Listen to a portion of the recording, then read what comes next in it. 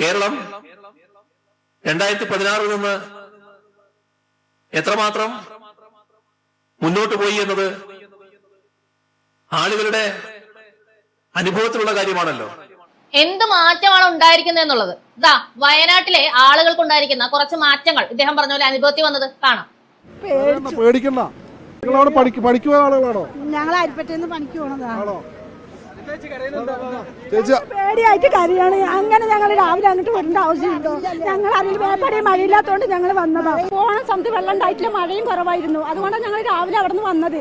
രാവിലെ ഞങ്ങൾ മേപ്പാടിയില്ല താമസിക്കുന്ന ഉരുളോട്ടിട്ട് പോയിട്ട് ഞങ്ങൾ വരുമ്പോൾ മഴ ഉണ്ടായിട്ടില്ല. ഇന്നലെ അതേപോലെയായിരുന്നു കാലാവസ്ഥ. അതുകൊണ്ട് ഞങ്ങൾ വന്നതാ. ഇപ്പൊ ഇവിടെ വന്നപ്പോൾ ഇത്ര മഴ പെയ്തപ്പോൾ ഞങ്ങൾ സാർമാർ നേരത്തെ വിടണമായിരുന്നു. ഇപ്പൊ പോകാൻ പറഞ്ഞു.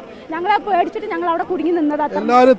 അപ്പുറത്ത് എല്ലാവരും സ്റ്റൈപ്പായി എത്തിച്ചിട്ട് വലിയ മാറ്റം തന്നെയാണ് ഉണ്ടായിരിക്കുന്നത്. 2016 മുമ്പ് വരെ ഇങ്ങനെ പേടിച്ച് ജീവിക്കേണ്ട ഒരു അവസ്ഥ കേരളത്തിലെ ജനങ്ങൾക്ക് ഇല്ലായിരുന്നു. ഒന്നില്ലെങ്കിലും മിനിമം വീട്ടിൽ കിടന്ന് സമാധാനമായിട്ട് ഉറങ്ങാനുള്ള ഒരു അവസ്ഥയെങ്കിലും കേരളത്തിലെ ജനങ്ങൾക്ക് ഉണ്ടായിരുന്നു. എന്നാൽ ഇപ്പോഴെന്താണ് അവസ്ഥ? വീട്ടിൽ കിടന്നുറങ്ങിയാൽ മയക്കുമരുന്ന് അടിച്ചോ കഞ്ചാവ് അടിച്ചോ ആരെങ്കിലും വന്ന് തല്ലിക്കൊല്ലുവോ എന്ന് പേടിക്കണം. റോഡിൽ ഇറങ്ങി കഴിഞ്ഞ് കഴിഞ്ഞാൽ ഇതുപോലെ തന്നെ മയക്കുമരുന്ന് അടിച്ച് ആരെങ്കിലും വന്ന് അടിക്കുവോ കുത്തുവോ കൊല്ലുവോ ചെയ്യോ വെട്ടുവോ ചെയ്യോ എന്നുള്ളത് പേടിക്കണം. നല്ല ഉറക്കത്തിൽ കിടക്കുമ്പോൾ ചിലപ്പോൾ ഉരുള് പൊട്ടി വരുവോ അല്ലെങ്കിൽ പ്രളയം വരുവോ ഇഴജന്തുക്കൾ കയറി വരുവോ എന്ന് പേടിക്കണം. ഇതൊന്നും കൂടാതെ പന്നിയേം പേടിക്കണം, കരടിയേം പേടിക്കണം, പുലിയേം പേടിക്കണം, ആനയും പേടിക്കണം. ഇതിലൊക്കെ ബാക്കിയുള്ളവരെ തെരുവ് നായം കടിച്ചു കൊല്ലും. വാക്സിൻ എടുത്തിട്ട് പോലും ഒരു കാര്യവുമില്ല എന്നതാണ് ഈ കേരളത്തിലെ അവസ്ഥ. ആശുപത്രി പോയി കിടക്കാന്ന് ഓർത്ത് കഴിഞ്ഞാൽ ആള് മാറി ഓപ്പറേഷൻ ചെയ്യും, കത്രിക വയറ്റി വെച്ച് തയ്ക്കും. എന്താണ് ഈ കേരളത്തിന്റെ അവസ്ഥ? താങ്കൾ പറഞ്ഞ അനുഭവത്തിൽ വന്ന മാറ്റത്തെ കുറിച്ച് തന്നെയാണ് ഞാൻ സംസാരിക്കുന്നത്. കേരളം വിട്ടാൽ നല്ല റോഡുകളുണ്ട്, കേരളത്തിൽ നല്ല റോഡില്ല. കേരളീയരാണെങ്കിൽ ഏറ്റവും കൂടുതൽ മറ്റു പ്രദേശങ്ങളുമായും രാജ്യത്ത് മാത്രമല്ല രാജ്യത്തിന് പുറത്തുള്ള രാജ്യങ്ങളുമായും ബന്ധപ്പെടുന്നവർ. അവിടങ്ങളിലെല്ലാമുള്ള പുരോഗതിയും വളർച്ചയും അവർ കാണുന്നു. നമ്മുടെ നാടിങ്ങനെയായി പോയല്ലോ, എന്റെ നാടിങ്ങനെയായി പോയല്ലോ എന്ന് പരിതപിക്കുന്നു. ഈ പറഞ്ഞത് വളരെ ശരിയാണ്. മറ്റ് സംസ്ഥാനങ്ങളിലൊക്കെ അടിപൊളി റോഡുണ്ട്. വളരെ ശരിയാണ് മുഖ്യമന്ത്രി താങ്കൾ പറഞ്ഞത്. കഴിഞ്ഞ കുറച്ച് നാളുകൾക്ക് മുമ്പ് കോയമ്പത്തൂർ പോയിരുന്നു. അവിടെ ചെന്നപ്പോഴത്തേക്ക് അവിടുത്തെ റോഡുകളുടെ നിലവാരം കണ്ട് സത്യം പറഞ്ഞാല് ഒരു സൈഡ് സങ്കടം വന്നു. കാരണം കൊച്ചിന്നാണല്ലോ ഞാൻ വരുന്നത്. ഇവിടെ പോലും അത്രയും ഒരു ക്ലീൻ ഡെവലപ്മെന്റ് കണ്ടിട്ടില്ല എന്നുള്ളത്. അത്ര വൃത്തിയാണ്. തമിഴ്നാടാണെന്ന് ആലോചിക്കണം, അത്ര വൃത്തിയാണ്. ഉപ്പടത്തെ ആ ഒരു ഡാമൊക്കെ ആ ഒരു വെള്ളമൊക്കെ എങ്ങനെ കിടന്നെയാണെന്ന് നമുക്കറിയാം. ഇപ്പോ അവിടെ ബോട്ടിംഗ് നടത്തുകയാണ്. എത്ര ഫ്ലൈ ഓവറുകൾ, ഹൈവേ എന്നൊക്കെ പറഞ്ഞു കഴിഞ്ഞാൽ എന്താ പറയാ, നമുക്ക് നിരത്ത് പാവിരിച്ച് കിടക്കാൻ തോന്നും. അത്രയധികം വൃത്തിയിലാണ് അവർ കിലോമീറ്ററോളം അത് ചെയ്തിരിക്കുന്നത്. ഈ ബോർഡറിന്റെ അപ്പുറത്തേക്ക് കടന്നു കഴിഞ്ഞാൽ പിന്നെ ഈ റോഡ് കൊള്ളില്ല എന്ന് പറഞ്ഞൊരു ശല്യം നമുക്കില്ല എന്നൊരവസ്ഥയിൽ തന്നെയാണ് അയൽ സംസ്ഥാനങ്ങളിൽ ഇരിക്കുന്നത്. ഈ പുറത്തു പോയിട്ട് കാണുമ്പോൾ നമുക്കൊക്കെ ഇത് തോന്നാറുണ്ട്, ഈ വിഷമം. ഇപ്പൊ താങ്കൾ പറഞ്ഞില്ലേ നമ്മുടെ നാട് ഇങ്ങനെയായി പോയല്ലോ, ഇതൊക്കെ താങ്കൾക്ക് അറിയാല്ലേ, ആളുകൾക്ക് ഇങ്ങനെയൊക്കെയാണ് ഫീൽ ചെയ്യുന്നുള്ളത്. അപ്പൊ അറിയാണ്ടൊന്നും അല്ല അപ്പുറത്ത് പോയി ന്യൂയോർക്കിലെ റോഡാന്നൊക്കെ കള്ളം പറയുന്നത്, കൊച്ചു കള്ളൻ. ഞാനതിന്റെ മറ്റു വിശദാംശങ്ങളിലേക്കൊന്നും ഇപ്പൊ പോകുന്നില്ല. അതാണ് വളരെ നല്ലത്. മറ്റു വിശദാംശങ്ങളിലേക്ക് അധികം പോയി കഴിഞ്ഞിട്ടുണ്ടെങ്കിൽ താങ്കളും താങ്കളുടെ പാർട്ടിയും ഇപ്പൊ ഭരിക്കുന്ന എല്ലാവരും മൊത്തത്തിൽ നാറും. അതുകൊണ്ട് ചുരുങ്ങിയ വാക്കുകളിൽ ഇത്രയും ഒന്ന് പറഞ്ഞിട്ട് പോകാം, ആളുകളൊന്ന് സൂചിച്ചോട്ടെ. ആ നിരാശ ഇപ്പോ കേരളീയർക്കുണ്ടോ? ഉണ്ടോ? ആ നിരാശ ഇപ്പൊ കേരളീയർക്കുണ്ടോ? എന്താ നിങ്ങൾ പറയണേ? ഒട്ടും നിരാശയില്ല അല്ലെ? എത്ര റോഡുകളാണ് അടിപൊളിയായിട്ട് നമ്മുടെ മുന്നിലുള്ളത്. പ്രത്യേകിച്ച് പോക്കറ്റ് റോഡുകൾ. കുഴി എന്നൊക്കെ പറഞ്ഞു കഴിഞ്ഞാൽ ഫ്ലോർ ടൈലിന്റെ ഡിസൈൻ പോലെ ഇരിക്കും. മഴയും കൂടി പെയ്തു കഴിഞ്ഞാൽ ഒന്നും പറയണ്ട. പിന്നെ ഏതെങ്കിലും ഒരു റോഡ് മര്യാദയ്ക്കൊന്ന് പണി കഴിപ്പിച്ചു കഴിഞ്ഞാൽ അപ്പൊ തന്നെ കുത്തിപ്പൊളിക്കാൻ അവിടെ ആളെത്തും. ഒന്നെങ്കിൽ KSEBിയുടെ ആൾക്കാർ അല്ലെങ്കിൽ വാട്ടർ അതോറിറ്റിയുടെ ആൾക്കാർ. അപ്പൊ തന്നെ ആ റോഡ് കുത്തിപ്പൊളിച്ച് നാശമാക്കി അവിടെ ഒരു മനുഷ്യൻ ആരി അടിയാലും കമന്നടിച്ച് വീഴുന്ന പോലെ ഒരു ഹമ്പും കൂടി സെറ്റ് ചെയ്ത് വെച്ച് കഴിഞ്ഞാൽ പിന്നെ ജനത്തെ നിരാശപ്പെടണ്ട. അങ്ങനെ ഒരു നിരാശയേ ഇല്ല. ഇവിടെ ഏറ്റവും കൂടുതൽ ഫണ്ട് ഉണ്ടാക്കുന്നത് സർവീസ് സെന്ററുകളാ. വണ്ടി പണിതേ വണ്ടിക്ക് അത്രയും പണിയാണ് ഈ സർക്കാരിന്റെ മേന്മ കൊണ്ട്, പ്രത്യേകിച്ച് പൊതുമരാമത്തിന്റെ മേന്മ കൊണ്ട് ഉണ്ടായിരിക്കുന്നത്. നിരാശ ഒട്ടുമില്ല. നമ്മുടെ സംസ്ഥാനത്ത് നടപ്പാവില്ല എന്ന് കരുതിയ നാഷണൽ ഹൈവേ ഏതാനും മാസങ്ങൾ കൊണ്ട് ഏറെക്കുറെ പൂർണ്ണാവസ്ഥയിലേക്ക് എത്താൻ പോകും. ഏതാനും മാസങ്ങൾ കൊണ്ട് തട്ടിക്കൂട്ടി തീർക്കാൻ നോക്കിയോണ്ടായിരിക്കും പണി തീർന്നേക്ക് മുമ്പ് പല സ്ഥലത്തും അത് ഇടിഞ്ഞു പൊളിഞ്ഞു വീഴുകയും ചെയ്തിട്ടുണ്ട്. എന്തോ മഹാഭാഗ്യത്തിനാണ് ഒരാൾ പോലും മരിക്കാതിരുന്നത്. കാറുകൾ വരെ അതിന്റെ ഇടയിൽ വിള്ളലുണ്ടായിട്ട് പോയിട്ടുണ്ട്. അല്ല ചപ്പും ചവറും ഒക്കെ വാരിയിട്ട് മര്യാദയ്ക്ക് പൈലിംഗ് പോലും നടത്താതെ ആരെ ബോധിപ്പിക്കാനാണ് നിങ്ങൾ തീർക്കാൻ നോക്കിയത്? നിങ്ങൾ എടിപിടിയും തീർക്കാൻ നോക്കിയതാണെന്നുള്ളത് നിങ്ങളുടെ ന്യായീകരണത്തിൽ നിന്നൊക്കെ നല്ല വ്യക്തമായിട്ട് മനസ്സിലാവുന്നുണ്ട്. അതിന്റെ ആണല്ലോ ജനങ്ങൾ അനുഭവിച്ചത്. ഇപ്പോഴും ആരുടെ നിലയിലോട്ട് ആരുടെ വീട്ടിലോട്ട് വരും എന്നറിയാതെ പേടിച്ചിരിക്കുകയാണ് പൊളിഞ്ഞു വീണ സ്ഥലത്തെ ആ ആൾക്കാരെ. അവര് സമരം ചെയ്യുന്നുണ്ട്, പക്ഷെ നിങ്ങൾ മൈൻഡ് ചെയ്യില്ലല്ലോ. ഇതൊരു മാറ്റമല്ലേ? മാറ്റം തന്നെയാ, കഠിനമായ ഒരു മാറ്റം, വല്ലാത്തൊരു മാറ്റം. ഇങ്ങനൊരു മാറ്റം വേറെ ആർക്കും കൊടുക്കല്ലേ എന്നുള്ള പ്രാർത്ഥന മാത്രമേ കേരളത്തിലെ ജനങ്ങൾക്കുള്ളൂ. റോഡേ വരില്ല എന്ന് കണക്കാക്കിയ സ്ഥലത്ത് 6 വരി പാത വരികയാണല്ലോ. റോഡേ വരില്ല എന്ന് കണക്കാക്കിയ സ്ഥലത്ത് 6 വരി പാത വരികയാണല്ലോ. ആരാണ് റോഡേ വരില്ല എന്ന് കണക്കാക്കിയത്? ഈ കേരളത്തിൽ ഇത്രയും വർഷമായിട്ട് എന്ത് വികസനം ആര് കൊണ്ടുവന്നാലും എതിർത്ത് വരുന്ന ആൾക്കാർ നിങ്ങളായിരുന്നു. UDF ഇതൊക്കെ മുമ്പേ കൊണ്ടുവന്നതായിരുന്നു. ഒരുപാട് തരത്തിൽ ഇത് യാഥാർത്ഥ്യമാക്കാൻ വേണ്ടിയിട്ട് കുറെ കാര്യങ്ങൾ വിഴിഞ്ഞോ അടക്കമുള്ളത്. പക്ഷെ നിങ്ങൾ സമ്മതിച്ചില്ല. ഈ ഹൈവേയുടെ അപ്പുറത്തും ഇപ്പുറത്തും എന്താ പശുവിനെ കെട്ടുന്ന കാര്യം വരെ നിങ്ങളൊരു കഥയില്ലാത്ത കഥയും പറഞ്ഞ് ഇവിടെ സമരം ചെയ്തിട്ടില്ലേ? അങ്ങനെ ഇതൊക്കെ മുടക്കിയത് എന്തിനായിരുന്നു? നിങ്ങൾ കസേര കയറിയിരിക്കുമ്പോൾ ഇത് നടപ്പിലാക്കിയിട്ട് നല്ലൊരു പദ്ധതി ഞങ്ങൾ നടപ്പിലാക്കി എന്ന് പറയാനോ? അപ്പൊ ഈ നല്ല പദ്ധതി മുമ്പ് എന്തുകൊണ്ട് നിങ്ങൾ മുടക്കി? ഇത്രയും നാളും ഞങ്ങൾക്ക് കിട്ടേണ്ട ഒരു പുരോഗമനപരമായ സൗകര്യം എന്തിനു നിങ്ങൾ ഇല്ലാതാക്കിയെന്ന് കേരളത്തിലെ ജനങ്ങൾ ചോദിക്കും എന്ന ബോധം നിങ്ങൾക്ക് ഇല്ലായിരുന്നോ? അതോ അത്രയ്ക്കേ ഉള്ളൂ കേരളത്തിലെ ജനങ്ങൾ എന്നാണോ നിങ്ങൾ കണക്കാക്കി വെച്ചിരിക്കുന്നത്? ജനങ്ങളെ നിങ്ങൾ ഇതൊക്കെ ഒന്ന് മനസ്സിലാക്കിക്കോ കേട്ടോ. ഇങ്ങനെയുള്ള ഏതെല്ലാം പദ്ധതികൾ ഇതൊക്കെ നിങ്ങളുടെ വികസനത്തിന്റെ ഭാഗമായിട്ട് നിങ്ങൾ പൂർത്തീകരിച്ചു എന്നാണ് പറയുന്നത്. ഇതേ മുഖ്യമന്ത്രി തന്നെയാണ് നാഷണൽ ഹൈവേ ഇടിഞ്ഞു പൊളിഞ്ഞു വീണപ്പോ ഞങ്ങൾക്ക് ഇതിൽ പങ്കൊന്നുമില്ല, ഇത് കേന്ദ്രത്തിന്റെ ആണ്, പണി മൊത്തം അവരാണ് ചെയ്യുന്നത്, അവരാണ് ഇത് ഫുള്ള് കംപ്ലീറ്റ് ചെയ്യുന്നത്, നമ്മൾ ഇവിടെ സ്ഥലം എടുത്തു കൊടുക്കാനായിട്ടൊക്കെ ഹെൽപ്പ് ചെയ്തു എന്നുള്ള ഒരു സംഗതിയുള്ളൂ, അല്ലാതെ വേറെ ഒരു സംഭവവും ഇല്ല, ഒരു ക്രെഡിറ്റ് അടിക്കാനും ഇല്ല, നമ്മൾ ഇതിനകത്ത് ഇല്ല എന്ന് പറഞ്ഞ വ്യക്തി ഇപ്പൊ പറയാണ് നിങ്ങളുടെ വികസനത്തിന്റെ എന്തെങ്കിലും ഒരു കാര്യം എടുത്തു കാണിക്കൂ എന്ന് പ്രതിപക്ഷം പറയുമ്പോൾ നമ്മൾ ദേശീയവാദം എടുത്തു കാണിക്കുന്നു. അതെങ്ങനെയാ നിങ്ങളുടെ വികസനമാവുന്നേ? നിങ്ങൾ തന്നെ പറഞ്ഞല്ലോ അത് കേന്ദ്രത്തിന്റെ വികസനമാണ്, കേന്ദ്രത്തിന്റെ ആണ്, നിങ്ങൾ സ്ഥലം എടുക്കാനായിട്ട് ഹെൽപ്പ് ചെയ്തു, അതിനുള്ള പൈസ കേന്ദ്രം തരികയും ചെയ്തു എന്ന് നിങ്ങൾ പറയുന്നുണ്ട്. അപ്പൊ പിന്നെ നിങ്ങളുടെ വികസനത്തിന്റെ ക്രെഡിറ്റ് ആവുന്ന എങ്ങനെയാണ് നാഷണൽ ഹൈവേ? നിങ്ങൾ സ്റ്റേറ്റിന് വേണ്ടിയിട്ട് ചെയ്തതല്ല അത്, പിന്നെ എങ്ങനെയാണ് അത് നിങ്ങളുടെ പദ്ധതിയിൽ പെടുന്നത്? ഇത് തന്നെ ഒരു കബളിപ്പിക്കലല്ലേ സഖാവേ? നിങ്ങൾ ചെയ്യാത്തൊരു കാര്യം നിങ്ങൾ ചെയ്തു എന്ന് പറഞ്ഞ് ക്രെഡിറ്റ് അടിക്കുന്നത് വൃത്തിയായിട്ടൊരു പരിപാടിയല്ലേ? കേരളം വ്യവസായത്തിന് പറ്റിയൊരു സ്ഥലമല്ല, ഇതാണ് പൊതുവിലുള്ള ധാരണ. ഇവിടെ വ്യവസായം പച്ചപിടിക്കില്ല. പണ്ടേയുള്ള ചില വ്യവസായങ്ങൾ അതങ്ങനെ നിൽക്കുന്നു മാത്രം, പുതുതായിട്ട് വലിയ വ്യവസായങ്ങൾ വന്നില്ല. സത്യമാണ്, ഇവിടെ വ്യവസായം പച്ച പിടിക്കില്ല, പുതുതായിട്ട് ഒന്നും വരുന്നില്ല, പഴയ എന്തൊക്കെയോ ഉള്ളത് മാത്രമേ ഇപ്പൊ നിലനിൽപ്പുള്ളൂ, പഴയത് പോലും ഇപ്പൊ ഇല്ല. സഖാവ് പറഞ്ഞത് വളരെയധികം ശരിയാണ്. ഇതൊക്കെ മറ്റുള്ളവരുടെ ധാരണ എന്ന് പറഞ്ഞാലും ഇപ്പൊ ആളുകളുടെ ധാരണ അത് തന്നെയാണ്. കാരണം നിങ്ങൾ യഥാർത്ഥത്തിൽ കൊണ്ടുവന്നിരിക്കുന്ന സംഗതി അതാണ്. പണ്ടുണ്ടായിരുന്നെന്ന് പറഞ്ഞു കഴിഞ്ഞാൽ ഈ കേരളത്തില് എത്ര കശുവണ്ടി കമ്പനികൾ ഉണ്ടായിരുന്നു. സ്ത്രീകളൊക്കെ വീടുകളിൽ ഉള്ള ആൾക്കാരൊക്കെ അവിടെ ജോലിക്ക് പോയിരുന്നു. നിങ്ങൾക്ക് അറിയാവുന്നതാണല്ലോ കയർ, അതുപോലെ ഒരുപാട് കുടിൽ വ്യവസായങ്ങൾ നമുക്കുണ്ടായിരുന്നു. ഇപ്പൊ നമ്മൾ കൊച്ചിയിലോട്ടൊക്കെ നോക്കുവാണെങ്കിൽ ചെമ്മീൻ, ചെറുതായിട്ട് ചെമ്മീൻ ഫാക്ടറികൾ ഉണ്ടായിരുന്നു, വിദേശത്തേക്ക് അയച്ചയക്കുന്നത്, ഇവിടെ തന്നെ കൊടുക്കുന്നത്, അങ്ങനെ ഒരുപാടുണ്ടായിരുന്നു. ഇപ്പൊ അതിന്റെയൊക്കെ അവസ്ഥ എന്താ? എത്ര പേര് ഇവിടെ വ്യവസായം തുടങ്ങാൻ വന്നിട്ട് തൂങ്ങി മരിച്ചു, ആത്മഹത്യ ചെയ്യേണ്ട അവസ്ഥയിൽ എത്തി? എത്ര കേസുകൾ നമ്മൾ കണ്ടു. എത്ര പേര് ഇവിടെ നിന്ന് മടുത്തിട്ട് പുറത്തു പോയിട്ട് വ്യവസായം ചെയ്ത് പണക്കാരായിട്ട് വന്നു. യൂസഫ് അലി വരെ പറഞ്ഞിട്ടുണ്ടല്ലോ, ഞാൻ ഇവിടെ ചെയ്തിരുന്നെങ്കിൽ എന്തെങ്കിലും ആകുമായിരുന്നോ, ഞാൻ പണ്ടേക്ക് വേണ്ടി തൂങ്ങി മരിക്കേണ്ടി വന്നേനെ, അവിടെ ചെയ്തിട്ട് കാശായിട്ട് വന്നുകൊണ്ട് ഇപ്പൊ എന്നെ എല്ലാവർക്കും വലിയ ഇതാണെന്ന്. സത്യമല്ലേ ആ പറഞ്ഞത്? നിങ്ങളെ തന്നെയാണ് പറഞ്ഞത്. നിങ്ങൾ ആരെയാണ് ഇവിടെ വളരാൻ സമ്മതിക്കുന്നത്? പഴയ വ്യവസായമാണല്ലോ സാബു ജോസഫിന്റെ കിറ്റക്സ്. ഭാഗികമായിട്ട് നിങ്ങൾ അയാൾ ഇവിടെ നിന്ന് ഓടിച്ചില്ലേ? മുഴുവനായിട്ടും പോകാത്ത എന്താന്ന് അയാളുടെ മുഖത്തൊക്കെ ചോദിച്ചില്ലേ ഒരു ഉളുപ്പില്ലാതെ നിങ്ങളെ മന്ത്രി രാജീവ്?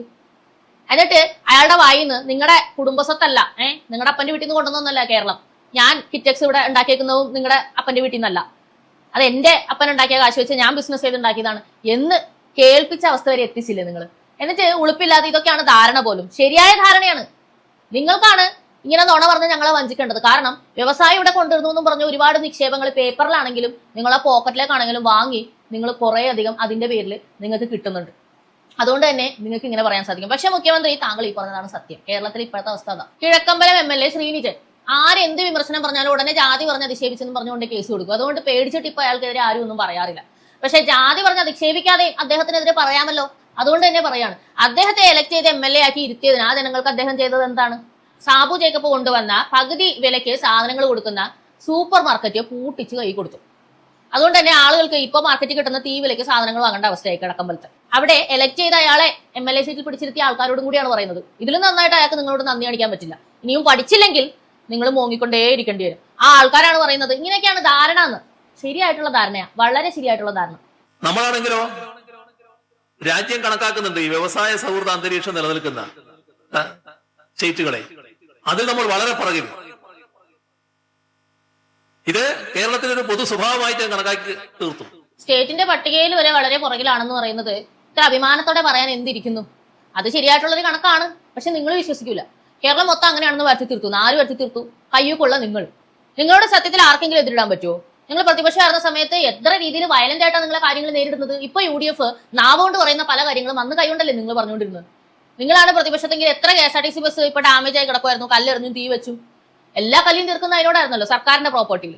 എന്നിട്ട് നിങ്ങൾ ജനാധിപത്യം പറയും, മര്യാദ പറയും, മാന്യത പറയും. ജനങ്ങളുമായിട്ടുള്ള പ്രശ്നങ്ങളെ ആരെങ്കിലും സംസാരിക്കാൻ തുടങ്ങിയ ഉടനെ തന്നെ ഉള്ളി ഒലിച്ച പോലത്തെ ഒരു കാര്യം എടുത്തിടും. ഭാരതാംബയുടെ വിഷയം, ഗവർണറുടെ വിഷയം, ഇതൊക്കെ സംസാരിച്ചാലും സംസാരിച്ചില്ലെങ്കിൽ ഇവിടുത്തെ ജനങ്ങൾക്ക് ഒരു കുന്തവും ഇല്ല. അങ്ങനെ അങ്ങ് ഡൈവേർട്ട് ചെയ്ത് നിങ്ങൾ ഉണ്ടാക്കി വെക്കുന്ന ഡാമേജുകളെ പറ്റി സംസാരിക്കാതിരിക്കാൻ വേണ്ടിയിട്ടുള്ള ബോധപൂർവമായിട്ടുള്ള ഒരു ശ്രമം ഇവിടെ നടക്കുന്നുണ്ടല്ലോ, അതങ്ങെടുത്ത് മാറ്റി വെച്ചേരും. ഞങ്ങൾ അതിന്റെ പുറകെ പോകുന്നില്ല. നിങ്ങൾ ചെയ്യുന്ന അഴിമതികളെ കുറിച്ച് തന്നെ സംസാരിക്കും, നിങ്ങൾ ചെയ്യുന്ന ജനദ്രോഹ നടപടികളെ കുറിച്ച് തന്നെ സംസാരിക്കും. അപ്പോൾ ഇങ്ങനെ വരുത്തി തീർത്തു എന്ന് പറയുകയാണെങ്കിൽ അത് നിങ്ങളുടെ കയ്യിലിരിപ്പുകൊണ്ടാണ്. നിങ്ങളാണ് കേരളത്തിന് അങ്ങനെ ഒരു മുഖച്ഛായ മൊത്തം രാജ്യത്തിന് മുന്നിൽ ഉണ്ടാക്കിയിരിക്കുന്നത്. സഖാക്കളെ, നമ്മുടെ ഒരു മാനസിക ഘടന ഉണ്ടായിരുന്നു, അത് വ്യവസായങ്ങൾ വരുന്നതിന് അനുകൂലമായിരുന്നില്ല. ആ പൊതു മാനസിക ഘടന മാറണമായിരുന്നു. ഏതായിരുന്നു ആ മാനസിക ഘടന? തൊഴിൽ തുടങ്ങുന്നവൻ, സ്വന്തമായിട്ട് ഒരു സാമ്രാജ്യം ഉണ്ടാക്കിയെടുക്കുന്ന മുതലാളി എന്ന് പറയുന്നവൻ ബൂർഷയാണെന്നും എങ്ങനെയെങ്കിലുമൊക്കെ സമരം ചെയ്തും അവനോട് എതിർത്തും അവനെ ദ്രോഹിച്ചും ഇല്ലാതാക്കണമെന്നും ഈ കേരളത്തിലെ ആളുകളെ പഠിപ്പിച്ചത് ആരാണ്? തൊഴിലാളി സമരങ്ങൾ ഒരു സമയത്ത് തുടങ്ങിയത് തൊഴിലാളികൾ അനുഭവിക്കുന്ന ചൂഷണത്തെ അഡ്രസ് ചെയ്യാനും അത് ഇല്ലാതാക്കാനുമായിരുന്നു. പക്ഷെ എന്നു മുതലാണ് അത് ടേൺ ആയിട്ട് ഈ തൊഴിലാളി നേതാക്കന്മാരെല്ലാം പണിയെടുക്കാതെ മുതലാളിമാരെ ഊറ്റി ജീവിക്കാൻ തുടങ്ങിയതും പിന്നെ മുതലാളിമാർക്കെതിരെ തിരിഞ്ഞത് അവരെ തന്നെ ഇല്ലായ്മ ചെയ്യാൻ തുടങ്ങിയതും അന്നുപോലാണ് ഇവിടെ വ്യവസായങ്ങൾ ഇല്ലാതായത്. അന്നുപോലാണ് തൊഴിലാളികൾക്കെല്ലാം തൊഴിലില്ലാതെ വീട്ടിലിരിക്കേണ്ടി വന്നത്. ഈ പറയുന്ന നാമമാത്രമായിട്ടുള്ള ബീഡി തെറുപ്പ് തൊഴിലാളികൾ അവർക്കെല്ലാം ഈ ഇടദോഷത്തിന്റെ അടിമയായിട്ടിരിക്കേണ്ടി വന്നത്. വേറെ പണിയില്ലല്ലോ, വേറെ ജീവിക്കാൻ വേറെ മാർഗമില്ലല്ലോ. ആ രീതിയിൽ ആക്കിയത് ആരാണ്? അത് മാറ്റണമെന്നുണ്ടെങ്കിൽ നിങ്ങൾ തന്നെ ഇപ്പൊ. അപ്പൊ നിങ്ങൾക്കറിയാം, നിങ്ങൾ 40 വർഷം മുമ്പ് 50 വർഷം മുമ്പും പഠിപ്പിച്ചതും ഈ പ്രചരിപ്പിച്ചതും ഒക്കെ തെറ്റായിരുന്നു എന്നുള്ളത്. അതിന്റെ പരിണത ഫലമാണ് ഇപ്പോ കേരളം അനുഭവിക്കുന്നത് എന്നുള്ളത്. അപ്പൊ നിങ്ങളത് മാറ്റാൻ വേണ്ടിയിട്ട് എന്ത് ചെയ്തു? നിങ്ങൾ മാറ്റണമെന്നുണ്ടെങ്കിൽ ആദ്യം നിങ്ങളുടെ ഈ പറയുന്ന തൊഴിലാളി നേതാക്കന്മാരായിട്ട് ഇരിക്കുന്ന ആൾക്കാരെ വേണം എന്തെങ്കിലുമൊക്കെ പറഞ്ഞ് പഠിപ്പിച്ച് മാറ്റാനായിട്ട്. ആശാവർക്കർമാരുടെ സമരത്തിൽ പോലും അവരെങ്ങനെയാ പ്രതികരിച്ചത്? ഒരു മനുഷ്യൻ പ്രതികരിക്കുന്ന രീതിയിലാണോ? അത്ര വൃത്തികെട്ട രീതിയിലല്ലേ ആ അമ്മമാരോട് അയാൾ പ്രതികരിച്ചത്? അതിൽ തന്നെ അറിയാം നിങ്ങൾ എന്ത് മനോഭാവം മാറ്റാൻ എന്ത് ചെയ്തു. നിങ്ങൾ ദാർഷ്ട്യത്തിന്റെ മൂർത്തിമത് ഭാവങ്ങളാണ്. നിങ്ങളുടെ കയ്യിലേക്ക് അധികാരം കിട്ടിയത് രണ്ടാമത്തെ തവണയും കിട്ടിക്കഴിഞ്ഞപ്പോൾ നിങ്ങൾക്ക് മേളിലേക്ക് വേറെ ഒന്നും ഇല്ല എന്നുള്ളൊരു ചിന്ത നിങ്ങൾക്ക് വന്നു. ആ ചിന്തയുടെ പുറത്താണ് ഈ നുണകൾ കൊണ്ട് ഇങ്ങനെ കൊട്ടാരം കിട്ടുന്നതും ചെയ്യാത്ത കാര്യങ്ങൾ ചെയ്തു എന്ന് സ്ഥാപിക്കാൻ നാവ് കൊണ്ട് നിങ്ങൾ ഇങ്ങനെ ശ്രമിക്കുന്നത്. പക്ഷെ കാലം മാറി സഖാവേ. ദേശാഭിമാനി മാത്രം വായിച്ചുകൊണ്ടിരുന്ന ഒരു തലമുറയല്ല ഇപ്പോൾ ഉള്ളത്. അതുകൊണ്ട് തന്നെ നിങ്ങൾ പറയുന്ന കാര്യങ്ങൾ യഥാർത്ഥത്തിൽ ഇവിടെ വന്നിട്ടുണ്ടോ അല്ലെങ്കിൽ പേപ്പറിൽ മാത്രമാണോ അതുള്ളൂ എന്നുള്ളത് ഇവിടുത്തെ തലമുറയ്ക്ക് പരിശോധിച്ചറിഞ്ഞ് മനസ്സിലാക്കാൻ കഴിയും. അവരത് ചെയ്യുന്നുണ്ട്. അതുകൊണ്ടാണല്ലോ നിലമ്പൂർ ഇലക്ഷനിൽ പൊട്ടിയത്. നമ്മുടെ കേരളം ഇന്ത്യ രാജ്യത്തിലെ സംസ്ഥാനങ്ങൾ എടുത്താൽ നിക്ഷേപ സൗഹൃദ കാര്യത്തിൽ 1ാം സ്ഥാനം കേരളത്തിലാണ് എന്ന നില നേടുന്നത്. ആ ഫ്രണ്ട് ഇരുന്ന് കൈയടിക്കുന്ന ആളുകളോട് കൂടി ചേർത്താണ് ഞാൻ ചോദിക്കുന്നത്. ഇദ്ദേഹം ഈ പറയുന്ന ഈ നമ്പർ 1 വ്യവസായ നിക്ഷേപത്തിൽ ഇതിന്റെയൊക്കെ പ്രയോജനങ്ങൾ നിങ്ങളുടെ ആർക്കെങ്കിലും കിട്ടിയിട്ടുണ്ടോ? ഈ കേരളത്തിൽ ജീവിക്കുന്ന വോട്ട് ചെയ്യുന്ന ഒരു പൗരനെന്നോ എന്നുള്ള നിലയിൽ നിങ്ങൾക്ക് ഏതെങ്കിലും തരത്തിലൊരു ബിസിനസ് തുടങ്ങാനോ അല്ലെങ്കിൽ ഈ സർക്കാരിന്റെ ഒരു സഹായം കൊണ്ട് എന്തെങ്കിലും ഒരു സ്റ്റാർട്ടപ്പ് നിങ്ങൾക്ക് കിട്ടിയിട്ടുണ്ടോ?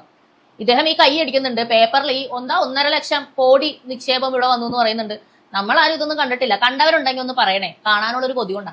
നിക്ഷേപ സംഗമം കൊച്ചിയിൽ നമ്മൾ നടത്തി. 1.5 ലക്ഷം കോടി രൂപയുടെ നിക്ഷേപ പത്രങ്ങളാണ് ലോകത്തിലെ പ്രധാന കമ്പനികളടക്കം സ്ഥാപനങ്ങളടക്കം വന്ന് ഒപ്പിട്ടത്. 1.5 ലക്ഷം കോടി അതിവിടെ എത്തിയിട്ടുണ്ട് കേട്ടോ കേരളത്തില്. ഇനി എങ്ങോട്ട് പോയെന്ന് ചോദിക്കരുത്. ബാക്കി പറഞ്ഞോ സഖാവ്. അന്ന് 1.5 ഇപ്പോൾ 2 എത്തുകയാണത്. 2 എത്തിയിട്ടുണ്ട്. 2 അപ്പൊ കേരളത്തിന്റെ മാറ്റമാണ് ഇത് കാണിക്കുന്നത്. ഇത് വ്യാവസായിക രംഗത്ത് മാത്രമല്ല, കാർഷിക രംഗം എടുത്തോളൂ. വ്യവസായ രംഗം കഴിഞ്ഞു, ഇനി കാർഷിക രംഗം. 2016 ഉണ്ടായിരുന്ന വളർച്ചയുടെ ഇരട്ടിയിലേക്ക് നമ്മളിപ്പോ എത്തിയെന്നാ പറയണേ. കർഷകർ കരഞ്ഞത് ഞങ്ങളും കണ്ടതാണ്. നെല്ലിന്റെ പൈസയെങ്കിലും ഒന്ന് തരൂ എന്ന് പറഞ്ഞുകൊണ്ട് വെറും 2 ലക്ഷം രൂപ ലോൺ അടയ്ക്കാനില്ലാതെ വിഷം കഴിച്ചൊരു കർഷകൻ മരിച്ചതും നമ്മൾ കണ്ടതാണ്. പ്രതികരിച്ച കർഷകനെ സംഖ്യയാക്കിയതും നമ്മൾ കണ്ടതാണ്. അവരെടുത്തത് നെല്ല് വാങ്ങിച്ചു വെച്ച് വൗച്ചർ കൊടുക്കുന്ന ഇടപാട് ഇതൊക്കെ നിങ്ങൾ കൊണ്ടുവന്നാണല്ലോ. എങ്ങനെയൊക്കെ കർഷകരെ ദ്രോഹിക്കാൻ പറ്റുമോ അതൊക്കെ നിങ്ങൾ ചെയ്യുന്നുണ്ട്. ഇത് കർഷകർ തന്നെ നമ്മളോട് വന്ന് പറയുന്നതാണ്.